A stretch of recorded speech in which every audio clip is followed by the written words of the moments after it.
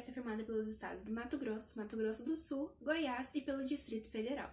Apesar de ela ser uma das maiores em extensão territorial, ela é a segunda menos populosa e é a única que não é banhada pelo mar. Porém, a sua localização permite que ela faça fronteira com outros países sul-americanos, como a Bolívia e o Paraguai, e também faça fronteira com as outras regiões do Brasil. Além disso, o Distrito Federal, que é o centro de todas as relações políticas, se localiza nessa região. Segundo alguns dados gerais de 2019 do IBGE, a extensão territorial da região Centro-Oeste é de cerca de 1,6 milhão de quilômetros quadrados, o número populacional ultrapassa 16 milhões de pessoas, a renda domiciliar per capita é de cerca de R$ 1.700, o Índice de Desenvolvimento Humano, o IDH, é de 0,723 e a densidade demográfica é de 11,98 habitantes por quilômetro quadrado. Sobre o povoamento da região Centro-Oeste. Durante muito tempo, a região Centro-Oeste foi uma área espanhola por causa do Tratado de Tordesilhas, então somente os jesuítas iam para o interior do país por conta de suas missões. Porém, no século XVII, os paulistas, ou seja, os bandeirantes, eles foram para o interior do país em busca de ouro e de pedras preciosas. Eles encontraram isso em Goiás, porém a exploração aurífera não durou por muito tempo por conta do tipo de ouro encontrado lá que se esgotava muito facilmente. Logo no final do século XVII e no início do século XVIII, o que fez com que as populações se fixassem em determinadas regiões de forma lenta e gradual foi as fazendas de gado que começaram a ser desenvolvidas. Porém, no mesmo século, ainda no século XVIII, as massas populacionais se direcionaram para o norte por conta da extração de borracha que estava acontecendo nas árvores seringueiras. Portanto, a região Centro-Oeste só foi de fato povoada no século XX, quando houveram o desenvolvimento das estradas de ferro e das indústrias no interior do país. Além disso, colônias foram fundadas, como a colônia de Goiás e a colônia Dourada, que ajudaram nesse processo de povoamento. Também podemos citar a construção e a inauguração de Brasília em 1960, que foi uma ação governamental de Juscelino Kubitschek que serviu para atrair imigrantes de todas as regiões do país para a região Centro-Oeste. Eu sou Ana Clara e eu vim falar um pouco sobre o relevo e o clima da região Centro-Oeste. Bom, primeiro eu vou explicar um pouco sobre o que é relevo e a parte superficial da litosfera, a camada sólida da Terra. É onde as transformações geológicas se expressam mais nitidamente, sendo também o local de habitação do ser humano e da maior parte dos animais terrestres. Podemos definir o relevo como um conjunto de formas físicas que compõem a superfície da Terra. Ela é dividida em alguns tipos, como montanhas, planaltos, planícies e depressões. As montanhas são formadas pelo relevo, que apresentam elevações e altitudes superiores em comparação a algumas regiões vizinhas. Alguns autores afirmam que o relevo só pode ser considerado uma formação montanhosa se possuir mais de 300 metros de altitude em relação ao relevo se encontrar ao redor. Os planaltos são elevações de relevo que possuem uma extensão um pouco ampla e a parte mais alta relativamente plana. Apresentam em gerais altitudes medianas, sendo maiores que as montanhas e menores que as planícies. As planícies são áreas mais ou menos que possuem uma altitude menor em relação às montanhas e os planaltos. Caracteriza-se pela uma grande quantidade de sedimentos acumulados em sua superfície, geralmente trazidos pela água da chuva, rios, água dos oceanos e mares. A depressão são áreas que apresentam altitudes inferiores em relação ao relevo circundante, depressão relativa, ou em relação ao nível do mar, depressão absoluta. Em geral, costuma-se abastecer regiões geologicamente antigas e, portanto, sofrem bastante sobre as ações de erosão e sedimentação das rochas e dos solos, o que revela a superfície geralmente ondulada. Os aspectos naturais do centro-oeste brasileiro são marcantes pelo clima tropical, pela presença do cerrado em seus extensos e importantes cursos de água. O relevo do centro-oeste é dividido em 3 principais áreas ou sub-regiões: o Planalto Central, o Planalto Meridional e a Planície do Pantanal. No Planalto Central, demonstrado no mapa, localiza-se na maior parte da região centro-oeste, mas também se estende por outras grandes regiões, principalmente no estado de Minas Gerais. Esse tipo de relevo possui altitudes que variam de 600 metros a 1.000 metros em média, com o predomínio de rochas cristalinas e algumas sedimentares, além de lotossolos. Há uma quantidade razoável de serras e algumas chapadas. O Planalto Meridional nada mais é do que uma extensão ao sul do Planalto Central, caracterizado para apresentar um relevo menos acidentado e com solos mais férteis do que na maior parte do Cerrado. Algumas regiões registram-se a presença da chamada Terra Roxa, que surgiu da sedimentação de um basalto de rocha de origem vulcânica e se originou na região com um passado geológico remoto, que havia vulcanismos e hoje já extintos. Na planície do Pantanal, ocupa-se basicamente o oeste do Mato Grosso e o Mato Grosso do Sul. É considerado como a maior planície inundável do mundo.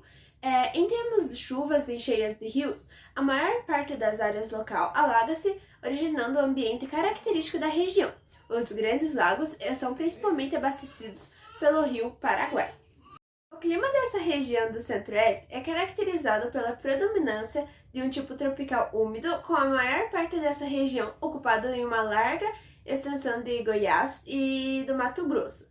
Nesse clima, há duas estações bem definidas ao longo do ano, o inverno seco e um verão muito quente e chuvoso. A vegetação predominante da região centro-oeste é o cerrado. Inclui árvores tortuosas, troncos e galhos retorcidos e presença de gramíneas. No norte do Mato Grosso encontramos parte da floresta amazônica, a maior floresta tropical do mundo. A vegetação da floresta é latifoliada, folhas largas e grandes, com árvores altas e vegetação bastante densa. Além dela, boa parte da região é coberta pela maior planície alagada do mundo, o Pantanal, e também é um dos maiores biomas do mundo, abrigando diversas espécies da fauna e da flora. O centro-oeste possui áreas em que 3 bacias hidrográficas podem ser encontradas: a Tocantins-Araguaia, a do Paraguai e a Amazônica. Bom, o Pantanal é a maior planície de inundação do mundo e também é o menor bioma em extensão territorial de todo o Brasil. Ele ocupa os estados do Mato Grosso do Sul e um pedaço do Mato Grosso. O relevo que predomina no Pantanal são as planícies. E o Pantanal ele abriga a bacia do rio Paraguai e diversos de seus afluentes e outros rios que nascem na região. Durante os períodos de chuva, que ocorrem no verão, os rios eles transbordam e alagam toda a região de planície, e isso acaba interligando os rios, por isso o nome de Pantanal. Já foram catalogadas mais de 2.000 espécies vegetais. E nas regiões ali, nas matas ciliares, que são as matas próximas aos rios, predomina uma vegetação mais densa, com árvores de grande porte. Já nas áreas que são sempre alagadas, predomina uma vegetação aquática, que é adaptada à região. Além disso, nas zonas que não são alagadas, ocorre a transição com os biomas do Cerrado e da Amazônia, da floresta amazônica. O Pantanal ele também abriga diversas espécies de animais, tanto mamíferos, répteis, principalmente aves e peixes, como por exemplo o tuiuiu, que é a ave símbolo do Pantanal, as araras, o tucano, o jaú, que é o maior peixe da região, a sucuri, o jacaré, e mamíferos como a onça-pintada, a ariranha e também o tamanduá-bandeira. Bom, as queimadas que atingiram o Pantanal no ano passado, elas devastaram mais de 15% de todo o território, e isso equivale a mais ou menos 2,3 milhões de hectares. Muitos desses incêndios foram provocados pela ação humana, tanto incêndios criminosos quanto incêndios que agricultores colocavam fogo em uma região para usar essa região como pasto ou como lavoura, e o fogo ele acabava perdendo o controle e se alastrava rapidamente. Além disso, a seca forte que atingiu o Pantanal no ano passado e a baixa umidade do ar contribuíram para alastrar o fogo rapidamente. Além de destruir a vegetação nativa, as queimadas elas afetaram diretamente os animais que ali viviam. Muitos morreram nos incêndios e muitos também morreram de fome ou por falta de água, além de perderem seus habitats. Além disso, as populações ribeirinhas, as populações que moram próximas aos rios, no Pantanal, também foram extremamente prejudicadas. E a fumaça liberada pelos incêndios chegaram a atingir outros estados e outras regiões do Brasil, como a região sul e sudeste. E, além de essa fumaça ser extremamente prejudicial à saúde, ela também afeta diretamente no efeito estufa. Oi, meu nome é João Luiz e no trabalho de hoje eu vou falar sobre a economia e o turismo no Centro-Oeste. A agricultura é praticada em larga escala, onde se destacam os principais produtos, como milho, arroz, feijão, café, algodão, trigo e a soja. É um dos principais produtos da região. Na pecuária, se destacam-se a criação de gado, de corte e de leite, a criação de equinos e suínos também. E agora eu vou falar sobre o turismo. Alguns dos parques mais famosos são o Parque Nacional da Chapada dos Veadeiros, a Catedral da Metropolitana de Nossa Senhora Aparecida e o Congresso Nacional. Esses são um dos mais famosos do centro-oeste do Brasil. Na região centro-oeste, há em torno de 73 parques, e ele é classificado pelo Instituto Chico Mendes da Conservação da Biodiversidade. O turismo na natureza é uma das melhores opções a se escolher. Alguns deles oferecem boa estrutura de atendimento ao turista, tanto dentro das reservas, tanto fora das reservas, e nos municípios vizinhos.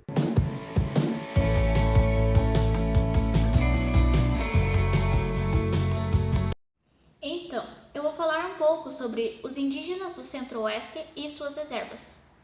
No Centro-Oeste, há uma grande presença indígena, estimando-se que haja mais de 50 povos vivendo nessa região atualmente.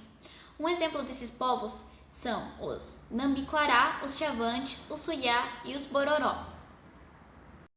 No ano de 2010, a terceira maior concentração indígena do país pertencia ao Centro-Oeste, sendo 56% localizada no Mato Grosso do Sul. No século passado, os indígenas dessa região mantiveram distância do resto do país. Porém, com a expansão agrícola e a construção de Brasília, o contato aumentou. A consequência foi que muitos povos indígenas reduziram, ou até mesmo foram extintos. Reservas indígenas são terras doadas por terceiros, que se tornam posses permanentes dos indígenas. Essas terras têm uma grande importância para que os indígenas mantenham seus costumes e possam usufruir dos bens da natureza. Agora eu vou falar um pouco sobre os indígenas do Centro-Oeste em um momento do coronavírus. A missão Chavante, ela teve início no dia 27 de julho com o objetivo de proporcionar atendimento de saúde, em particular de combate ao novo coronavírus, junto às populações indígenas da região Centro-Oeste. Vou falar um pouco sobre as curiosidades sobre o povo Nambiquará. Nambiquará são um povo indígena que habita o Mato Grosso e Rondônia, entre o Cerrado e a Floresta Amazônica. Sua língua de família linguística, Nambiquará, parece não ter relação com qualquer outra família linguística da região. A população Nambiquará, uma vez estimada em mais de 20 mil, foi devastada por doenças introduzidas pelo homem branco, como o sarampo e a varíola, segundo a FUNASA.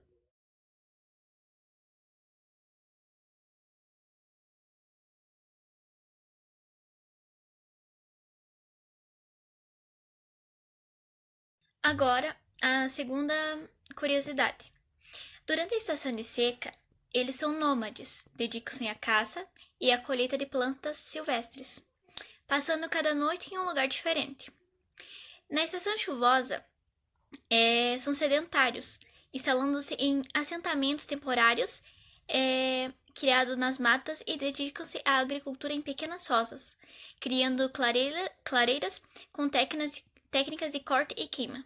Agora, a segunda curiosidade. Durante a estação de seca, eles são nômades, dedicam-se à caça e à colheita de plantas silvestres, passando cada noite em um lugar diferente. Na estação chuvosa, são sedentários, instalando-se em assentamentos temporários criados nas matas e dedicam-se à agricultura em pequenas rosas, criando clareiras com a técnica de corte e queima. A terceira curiosidade é que, com o material das florestas, eles fazem artesanato, como colares, pulseiras, flechas e cestos, que em sequência vendem em feiras nos municípios vizinhos às suas aldeias.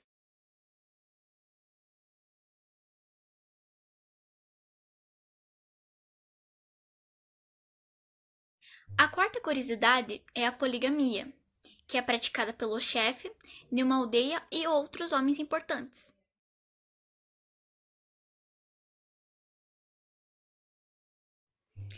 E a quinta e última curiosidade é que quando uma moça da aldeia chega na puberdade, eles costumam marcar esse evento em um ritual, convidam outras pessoas de outras aldeias e costumam celebrar com músicas.